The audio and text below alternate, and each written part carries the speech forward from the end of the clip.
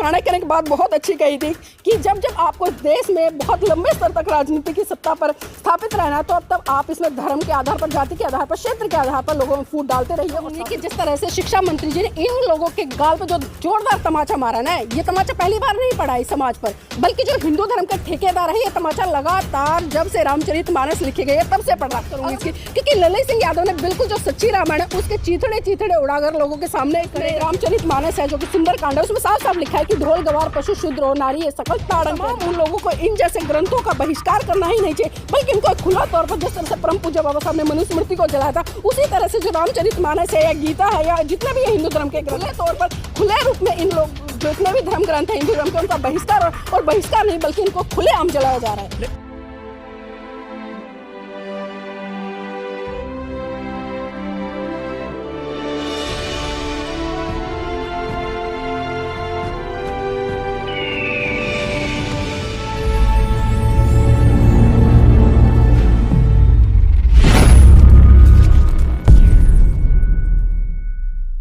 शूद्र पशु नारी सब ताड़ने के अधिकारी, उन्होंने सच्चाई बोली लेकिन उनकी बड़े पैमाने पर मुखालफत हो रही है। देखिए जो लोग आज उनके विरोध में उतरे हुए हैं, मैं तो कहूंगी कि जिस तरह से शिक्षा मंत्री जी ने इन लोगों के गाल पर जो जोरदार तमाचा मारा ना, ये तमाचा पहली बार नहीं पड़ा इस समाज पर, बल्कि जो हिंदू धर्म के ठेकेदार है ये तमाचा लगातार जब से रामचरितमानस लिखे गए तब से पढ़ रहा है। अगर मैं वर्तमान में अगर मैं बात करूँ, मैं पास्ट में जाऊँ तो हम सब ने देखा जिस तरह से ललित सिंह यादव से मैं शुरुआत करूंगी इसकी, क्योंकि ललित सिंह यादव ने बिल्कुल जो सच्ची रामायण है उसके चीथड़े चीथड़े उड़ाकर लोगों के सामने खड़े कर दिए थे और यहाँ तक कि जो इलाहाबाद हाई कोर्ट है वहाँ से मुकदमा भी जीत कर आए थे, लेकिन उसके बावजूद भी इस देश के लोगों की आंख नहीं खुलती। बहुत बड़े स्तर पर सोचने वाली बात है। और सुप्रीम कोर्ट का जो डिसीजन है, जो लोग लगातार एक बात चिल्लाते हैं कि हिंदू धर्म, सुप्रीम कोर्ट ने तो साफ साफ ये कह दिया था कि हिंदू धर्म कोई धर्म ही नहीं है, बल्कि ये जो एक फारसी से लिया गया शब्द है जिसका अर्थ होता है हिंदी में गाली। तो आप सोच सकते हैं कि जब शिक्षा मंत्री पढ़े लिखे लोग इस तरह की बातें करते हैं तो कहीं ना कहीं बहुत बड़े स्तर पर बवाल होता है। पिछले दिनों जिस तरह से हमने 5 अक्टूबर को दिल्ली में देखा, दिल्ली के भी जो समाज कल्याण मंत्री थे राजेंद्र पाल गौतम जी, उन्होंने 22 प्रतिज्ञाएं लोगों के साथ में ली और वो 22 प्रतिज्ञा जो 1956 में परम पूज्य बाबा साहब के ने ली थी,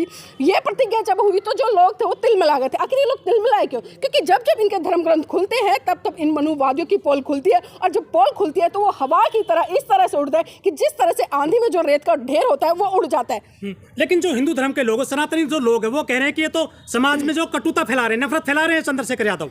देखिए सबसे बड़ी कटुता की अगर मैं बात करूं, जिस तरह से इनके ही धर्म ग्रंथों की बात करूं, जिस तरह से उसमें रामचरितमानस है जो कि सुंदर कांड है, उसमें साफ साफ लिखा है कि ढोल गवार पशु शूद्र और नारी ये सकल ताड़न के अधिकारी। आज जितने भी जो धर्म के ठेकेदार बने बैठे हैं, जितने भी आचार्य हैं, वो आकर इसको डिफाइन कर रहे हैं अपने अपने तरीके से। वो कह रहे हैं कि नहीं इसका कुछ और अर्थ है, इसका अर्थ है समझाना। तो मैं उनसे पूछना चाहूंगी, जितने भी ऐतिहासिक जो साहित्यकार हैं उन्होंने इस कोटेशन को बहुत अच्छे तरीके से समझाना किया और जो लताड़ना है, ताड़ना है, उसको बिल्कुल बताया कि इसको किस संदर्भ में यूज किया गया है। तो ये लोग कहीं ना कहीं आज भी जिस तरह से चाहे जो भावनाओं का मुद्दा करें, हम देखते हैं कि जिस तरह से कि बात बात पर इनकी भावनाएं आती होती। मैं तो कहती हूँ कि ये चीजें आज मंत्री जी ने किया, मैं कहती हूँ इस देश के सभी लोगों को, तमाम उन लोगों को कर देनी चाहिए और तमाम उन लोगों को इन जैसे ग्रंथों का बहिष्कार करना ही नहीं चाहिए, बल्कि इनको खुला तौर पर जिस तरह से परम पूज्य बाबा साहब ने मनुस्मृति को जलाया था उसी तरह से जो रामचरितमानस है या गीता है या जितने भी हिंदू धर्म के ग्रंथ, क्योंकि कहीं ना कहीं अगर हम इतिहास उठाकर देखें, इन लोगों ने अपने फायदे के लिए बहुत सारी चीजें कर डाली हैं। अपने फायदे के लिए ये कहीं ना कहीं एक वर्ग दूसरे पर, दूसरा वर्ग तीसरे पर, तीसरा वर्ग चौथे पर,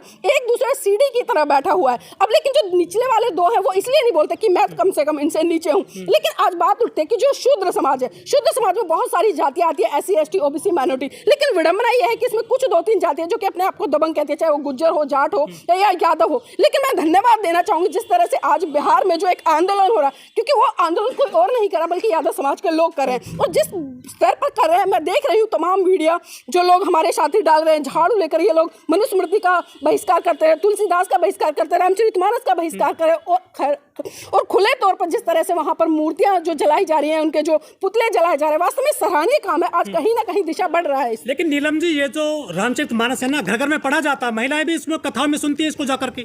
देखिए बहुत विडंबना है, आपने बहुत सही कहा, क्योंकि मैंने भी कई बार देखा, मैंने कई बार इस तरह के जो कार्यक्रम गली मोहल्ले में होते हैं वहां पर जो पढ़ी लिखी महिलाएं, चाहे वो डॉक्टर हो, इंजीनियर हो, जज हो, वकील हो, वो भी जब सुंदर कांड की चौपाई पढ़ी जाती है ढोल गवार, उसको ताली बजा बजा कर सेलिब्रेट करते हैं। मैं उन मूर्खों से पूछना चाहूंगी कि आप अपनी ही गुलामी को इतनी इजली से स्वीकार कर लेती है और कभी भी इसलिए सवाल नहीं उठाती क्योंकि वो आपके हिंदू धर्म के ग्रंथ है। ये बहुत बढ़िया, क्योंकि बाबा साहब ने कहा था कि पढ़ा लिखा होना जरूरी नहीं है, उससे ज़्यादा जरूरी है शिक्षित होना। और वो किसी भी समाज की उन्नति इस बात से आंकते थे कि उस समाज की महिलाएं कितनी जागरूक है, कितनी शिक्षित है। लेकिन आज हम देखते हैं कि भारत देश में उच्च से उच्च पद पर, चाहे मैं राष्ट्रपति की बात करूं, क्योंकि वर्तमान में अभी जो भारत की जो राष्ट्रपति वो महिला है मुर्मू जी, तो उनका भी देखिए कहीं ना कहीं बहुत सारी स्टेटमेंट जब आई तो लोगों में कहीं ना कहीं एक वाद विवाद खड़ा हुआ। जिस तरह से उन्होंने एक स्टेटमेंट दी कि आज हीरा चोरी करने वाला तो जेल में है और जो हीरा चोरी करने वाला है वो कहीं ना कहीं सलाखों के पीछे स्वतंत्र रूप से घूमता है, सलाखों के बाहर। तो ये बहुत भारी विडंबना है कि आज महिला जाति की अगर बात करें तो महिलाओं को समझना पड़ेगा कि जो ग्रंथ इनको कहीं ना कहीं गुलाम बनाकर रखना चाहते हैं, कहीं ना कहीं आज इनको पुरुषों के अधीन रखना चाहते हैं। क्योंकि मनुस्मृति में बहुत सारी ऐसी तमाम बातें लिखी है, रामचरितमानस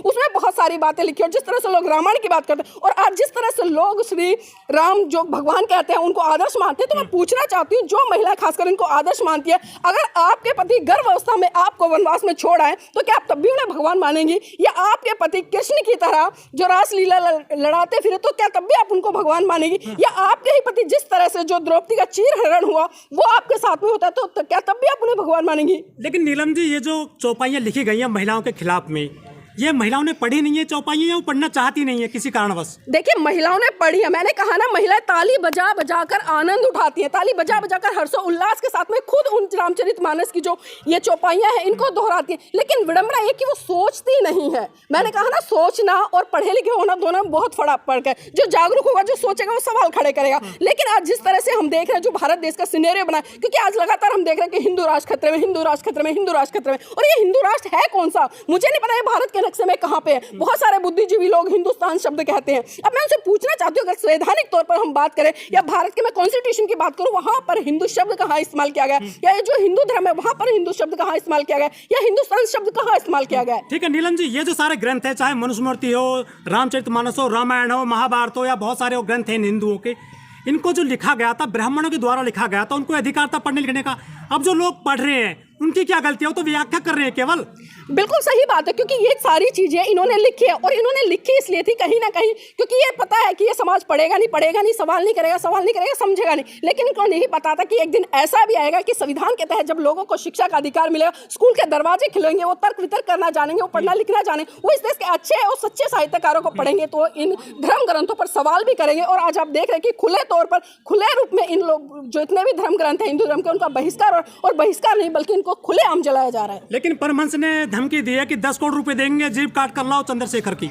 देखिए परमहंस जैसे पता नहीं 100 संत आते हैं जो कि अपने आप को संत कहते हैं। मैं तो मानती भी नहीं कि वो संत है, क्योंकि संत का मतलब होता है एक व्यक्ति जो मोह माया, जो सांसारिक मोह माया से बाहर निकलकर सबके कल्याण के लिए बात करे। लेकिन परमहंस जैसे 2% के जो व्यक्ति है जो अपने आप को ठेकेदार कहते हैं धर्म का, आपने देखा कि जब राजेंद्र पाल जी ने स्टेटमेंट दी, जो 22 प्रतिज्ञाओं को लेकर प्रकरण चला, तब भी इन्होंने 50 लाख का इनाम रख दिया। और अभी जिस तरह से हमने देखा शिक्षा मंत्री चंद्रशेखर जी ने जो रामचरितमानस है उस पर लेकर स्टेटमेंट दी, तब भी इन्होंने सीधे सीधे 50 करोड़ का। अब एक सोचने वाली बात है कि 50 करोड़ आखिर आएगा कहां से, या 50 करोड़ ये कौन सा बिजनेस करते हैं? छापे क्यों नहीं मारते इनके यहाँ पे? हाँ बिल्कुल नहीं मारेंगे। देखिए मैंने कहा ना, शासन प्रशासन दोनों इन्हीं की मिली भगत है। जब एक व्यक्ति हेट स्पीच करा और खुले तौर पर किसी को जान से, आजम को जेल हो जाती है, किसी को जान से मारने की धमकी देता है। अभी हमने तमाम कई बहुजन जो नेता हैं, युवाओं की बात करूंगी, कुछ स्टेटमेंट दी तो उन्होंने तुरंत रासुका लगाकर सलाखों के पीछे डाला। लेकिन जब परमहंस जैसे व्यक्ति सीधे सीधे किसी को जान से मारने की धमकी देते तो यहाँ तक कि सुपारी तक उसका अनाउंसमेंट कर देते, तब ये प्रशासन और शासन क्यों नहीं बैठता? ऐसे व्यक्ति को सलाखे के पीछे डालना चाहिए। नीलम जी, ये तो शिक्षा मंत्री हुए बिहार के,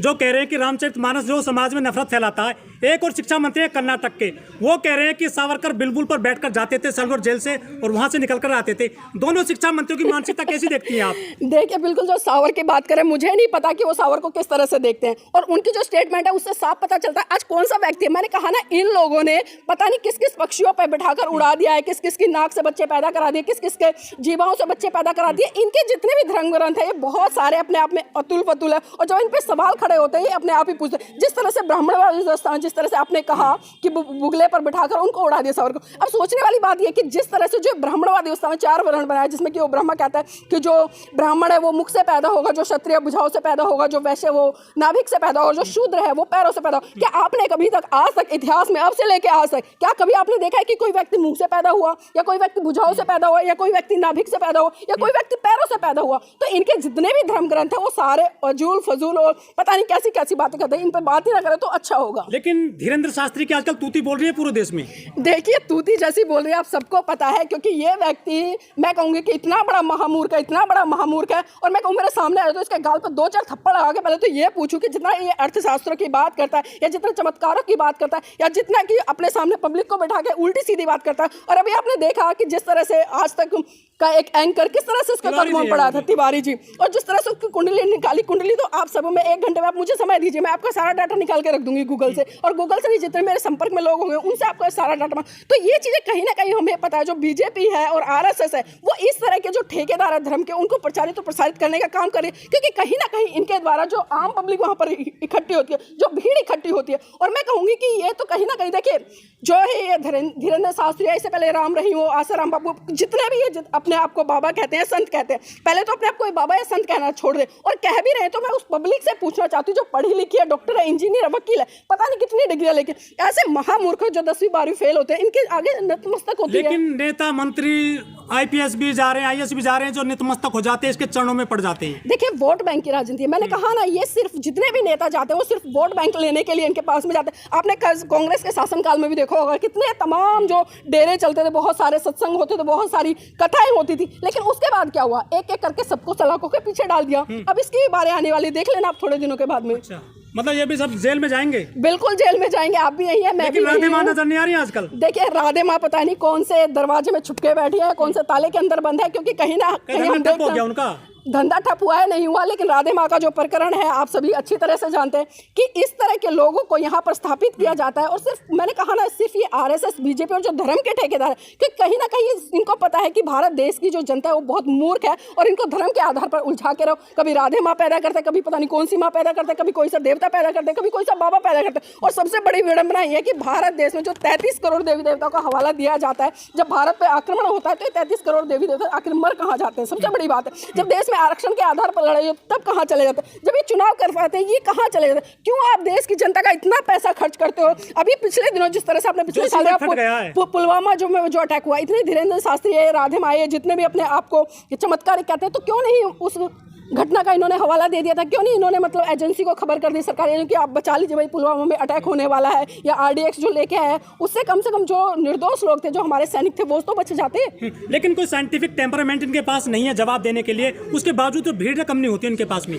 देखिए, मैंने कहा ना, एक जाता है तो 10 आते हैं, क्योंकि ये लोग इतनी चिकनी चुपड़ी बातें करते हैं, और जितने भी पब्लिक बैठी होती है वहां पर 10 लोगों को पहले से ही तैयार बिठा देते हैं, एक एक चीज को समझा के कि भाई आपको ये बोलना है, मैं ये बोलूंगा तो ये बोलना। वो पहले से प्री प्लान सारा का सारा होता है। मैं कहती हूँ आम पब्लिक के बीच में जाओ, हम जैसे लोगों से आके तर्क क्यों नहीं करते? आपसे क्यों नहीं करते? इनसे क्यों नहीं करते? जो पढ़े लिखे लोग हैं, जो जागरूक लोग हैं, उनसे कभी तर्क करके दिखाए ना, तब बताइए कितने चमत्कारिक हैं। लेकिन जो मेनस्ट्रीम मीडिया है हमारे देश के, सुबह सुबह वो लक्ष्मी यंत्र बेचते हैं, जब बाबा आते हैं प्रवचन देने के लिए, जो मेनस्ट्रीम मीडिया वो भी सपोर्ट करिए इनको।